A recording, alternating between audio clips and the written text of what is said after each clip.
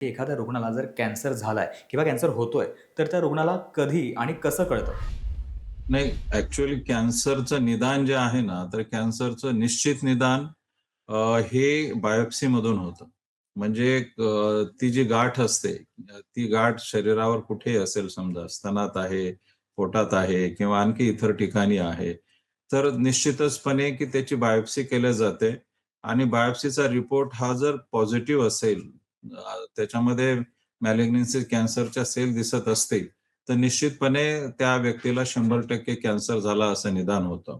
याच्यासोबतच मग additional supportive त्याचं एक सीटी स्कॅन, एम-आर-आय किंवा पेट स्कॅनही केलं जातं.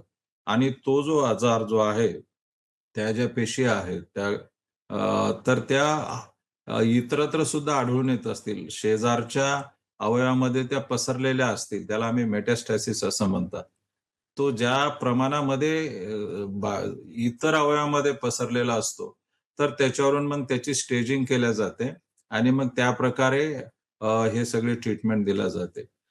ब्रॉडली जनसामान्याला समजेल त्यासाठी एक बेसिक प्रिन्सिपल असा आहे, की त्यात मला असं वाटतं, की जर एखादी गाठ त्या अवयवामध्ये आहे आणि ती इतरत्र पसरलेली नसेल, तर सर्वप्रथम त्याची सर्जरी केल्या जाते.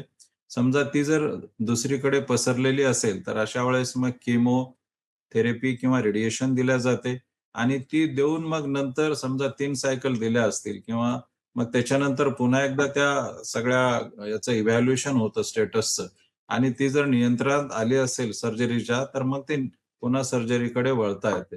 तर अशा प्रकारे हे सगळं आपल्याला म्हणजे जे ट्रीटिंग ऑन्कोसर्जन्स आहेत किंवा ट्रीटिंग ऑन्कॉलॉजिस्ट किंवा रेडिएशन ऑन्कॉलॉजिस्ट जे असतील, तर हे ठरवतात. एक स्टँडर्ड प्रोटोकॉल असतो आणि त्याप्रमाणे ते केलं जातं.